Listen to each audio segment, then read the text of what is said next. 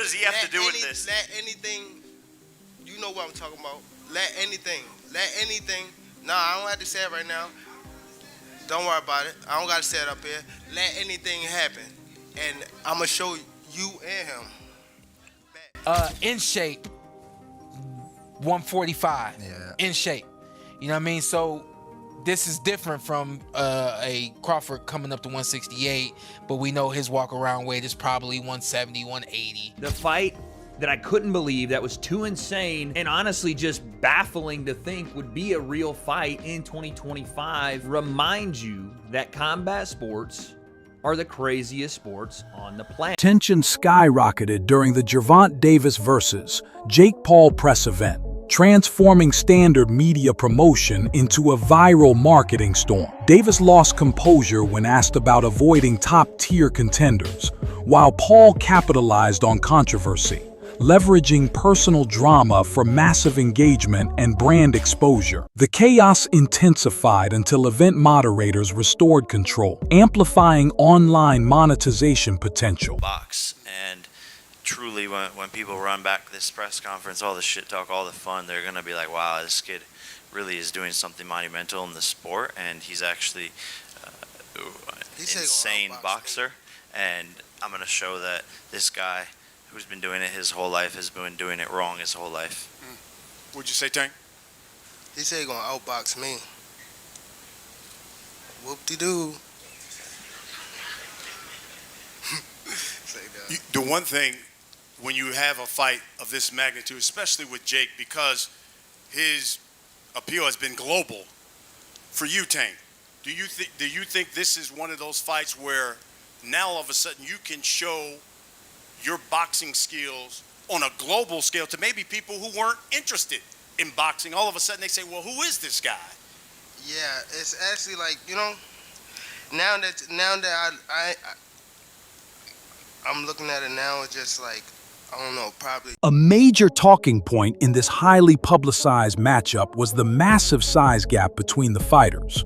Many analysts and media outlets called the event unbalanced or a marketing spectacle. Davis, an undefeated lightweight champion, faces a social media influencer turned boxer who competes at higher weight classes. Branded as an exhibition for global viewership and digital engagement, the fight sparks ongoing debate about legitimacy, brand value, and business strategy within the modern sports entertainment market. On the fight, but yeah, that was that.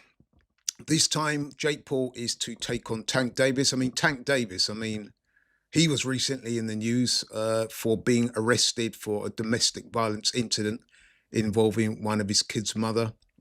He was alleged to have slapped her about the place. The charges were later dropped, to be fair to him. But yeah, that was when he was last in the news. What is interesting is just a couple of months ago, Tank Davis was saying openly that he'd lost his passion for boxing and that he wanted time away from the sport.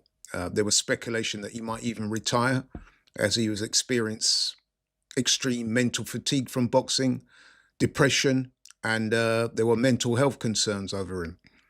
However, I guess the opportunity to earn a truck full of money, fighting a completely worthless exhibition fight against Jake Paul was enough to make him change his mind about boxing. Funny that, isn't it? But you know what? I'm not even going to waste your time or mine critiquing this utter nonsense. Suffice to say that this so-called fight we're talking about is an exhibition, and it pits Jake Paul, who is a cruiserweight, by the way, weighs in excess of 200 pounds, and Tank Davis, who is, he was the WBA lightweight champion, who weighs in at about 135 pounds when he fights. So that's a disparity of some 65 pounds. In old money, that's about 4.5 stone. There's also a significant difference in height. Jake Paul is roughly, 6'1", 2. Gervonta Davis is 5'5" at best. So, there's a height disparity there of some 8 inches. And once again, this is Jake Paul showing total disrespect to boxing, in my opinion. Once again, continued to pimp out the sport for his own financial ends. And worse still, the powers that be in boxing, allowing him to get away with it and facilitating this utter bullshit. And meanwhile, what's even worse about this is that meanwhile, the WBA lightweight title that Tank Davis should be defending against Lamont Roach in a rematch. I mean, they fought. From the very beginning, the face-off was anything but friendly. Jake Paul, standing at 6 feet 1 inch, towered over Gervonta Davis's 5 feet 5 inch frame, a striking visual that fueled viral marketing buzz and boosted audience engagement. Paul capitalized on the size gap as a promotional investment, claiming his superior reach and power would generate dominant returns in the ring. Davis, the lightweight champion, countered with confidence, promising that his elite speed and fight intelligence would neutralize the size advantage and protect his brand value in this global boxing spectacle.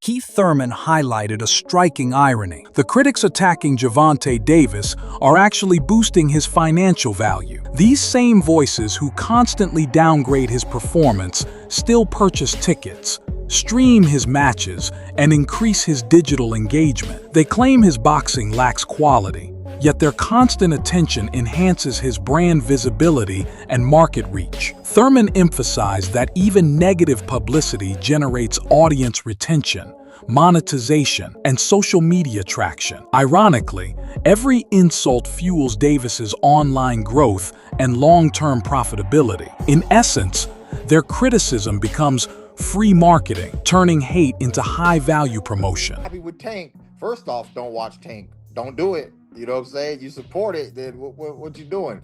You can't not support and support at the same time, right? So if you're a boxing purist, then this fight with Roach is really more for you. It's going to be more up your alley, you know? If you just like all entertainment, all fights, all hypes, all everything, then you're going to want to tune in to the Tank and Paul show there, you know, because that's all for entertainment. What is it? For entertainment purposes only, right? It's just say like somewhere in the small print of the promotion. For entertainment, don't do this at home, kids. You know, so fine. Disclaimer. Yeah, disclaimer. For entertainment purposes only, you know. So it's money-making purposes only.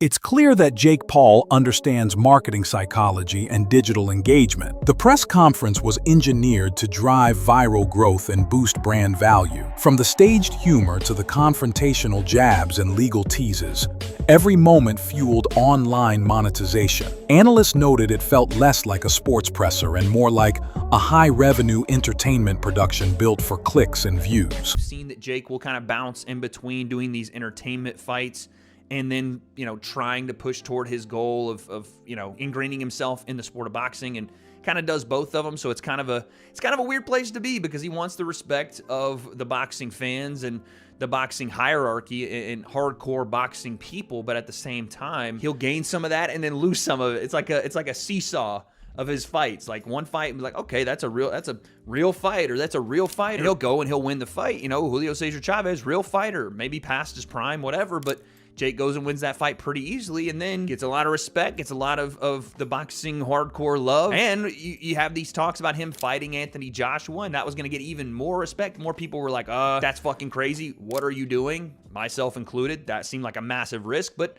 a lot of people were like, okay, fair play. Anthony Joshua, that's a real heavyweight. Jake wants to fight him. He's a psycho, but fair play. And then you announce this one, and it's like, well, That's the same thing people have been saying about Jake for years, so it's a weird spot to be in for him for sure. But I talked about this not being the first choice, and I don't think it was, because Coppinger reports next that talks for Jake Paul to face Anthony Joshua collapsed over network issues. Now, we had all heard the talks, and they were pretty public, from Eddie Hearn, from Jake. Nikisa Badarian, Jake's manager, was over in the UK on, I think, Sky Sports, talking about the fight and saying how it was a real He even ranked Davis among the world's top 3 fighters, praising his elite skill, knockout precision, and marketable power. Tank is not only a world champion, but also a major brand in the boxing business. While Jake Paul, a YouTuber turned boxer, represents the entertainment economy. For a proven champion to face a low-experience opponent could devalue his brand equity. Smith argued that this fight is far beneath Tank's professional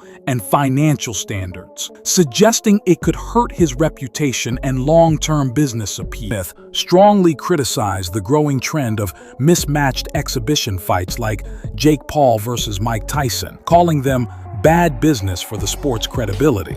He urged Paul to invest his energy in real competition, not retired athletes or faded stars. Still, Smith acknowledged Paul's marketing power and massive audience engagement, noting his ability to drive viewership and brand value. Commenting on the Davis versus Lamont Roach bout, Smith praised Davis's discipline and championship mindset. By accepting a potential rematch instantly, Davis showcased professionalism and confidence, traits that strengthen his marketability and financial positioning in the billion-dollar boxing industry. Paul is a professional. At some point in time, I don't give a damn if it's a light heavyweight. Better BF, Bivol, a super middleweight, Canelo, Mexican Monster, David Benavidez, somebody that actually has a reputation. The time has come for Jake Paul to step into the ring with a cat who actually boxes for a living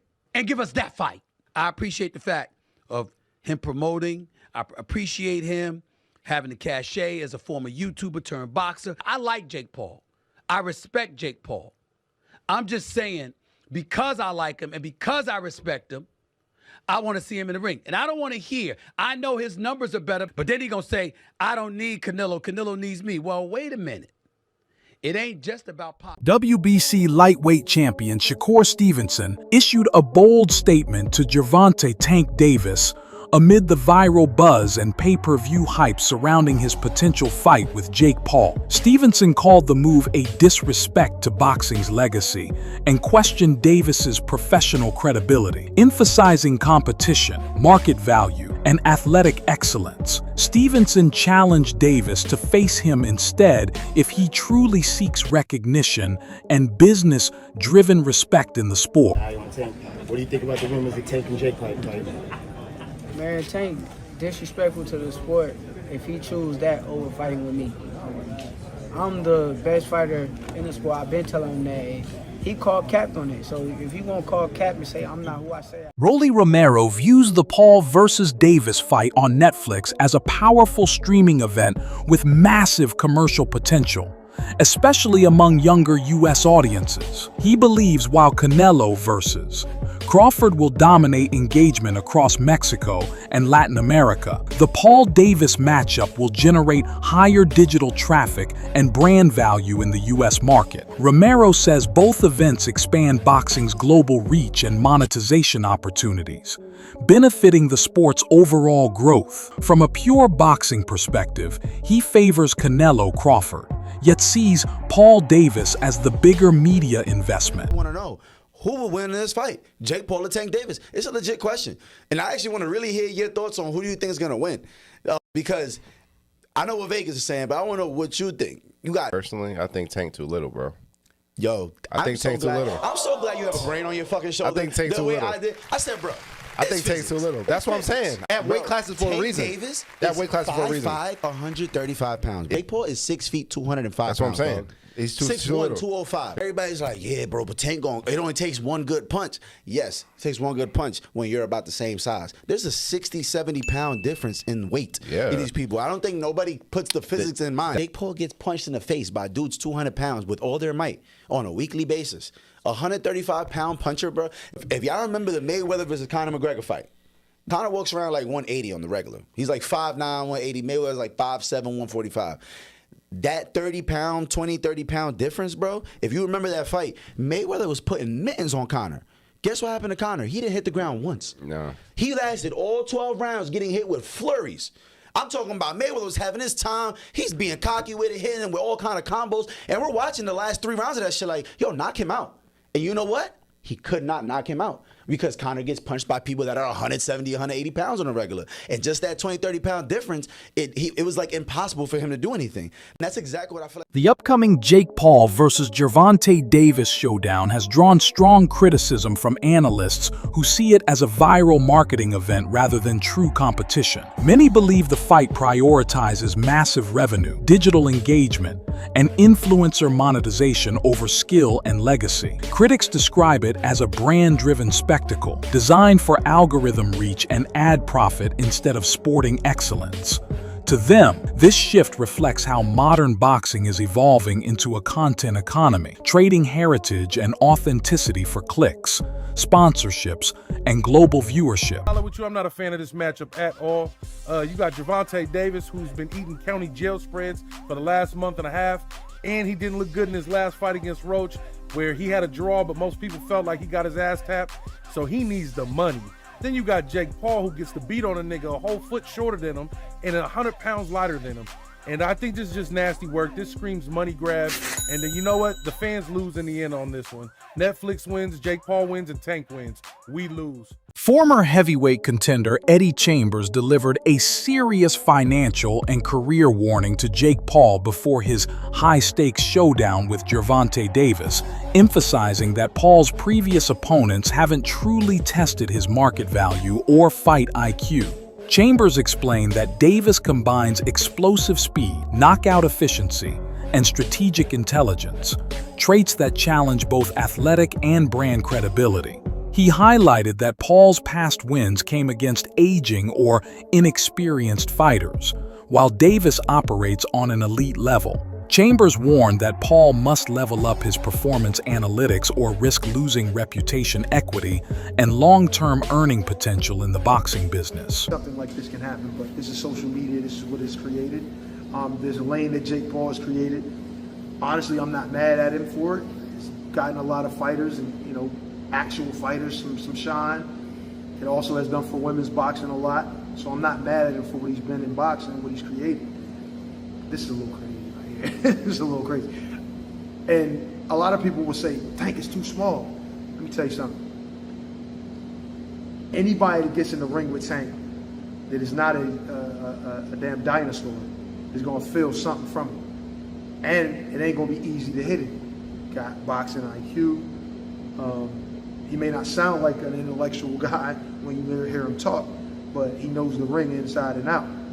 So there's nothing that Jake Paul can do aside from make it extremely ugly by grabbing him and probably trying to throw him to the ground. I don't know what else, bite him. I don't know, but I mean, the skill level alone. Now, of course, there is a size difference, a height difference, and all that, but he's just going to struggle so much landing a shot. You know, it's just going to look bad. To me, this is the way I see it. It's going to look bad. Tank is going to be too fast. And the punch, I believe, I'm not saying it's going to knock him out or, you know, but. Promoter Eddie Hearn sharply criticized the Jake Paul versus Gervonta Davis showdown, claiming it blurs the boundary between real competition and digital entertainment. He argued the fight focuses more on marketing revenue and pay-per-view monetization than athletic integrity. Analysts view it as a brand-driven event designed to boost engagement, online visibility, and streaming income. The massive weight gap, Paul at 200 pounds versus Davis at 135, has fueled backlash over fairness and credibility, with critics calling it a commercial spectacle. Yet others defend Davis, saying he's making a strategic financial decision that maximizes his brand exposure and earning potential within the evolving sports economy. Jake Paul, shouldn't he? No, he shouldn't. You don't think? Sorry. So, I thought we were all unanimous here. You think that shouldn't. You think Jake Paul beats Gervonta Davis? 70 pounds is 70 pounds. Jonathan Davis is very small. 5'5". He's tiny, bro. That's what I'm saying. Jake Paul, He's a little man. If Jake Paul's tucking up, move on, and absorbing punishment for walking forward. Does this high-profile matchup between Davis and Paul increase boxing's market value or signal a financial decline? Share your insights below.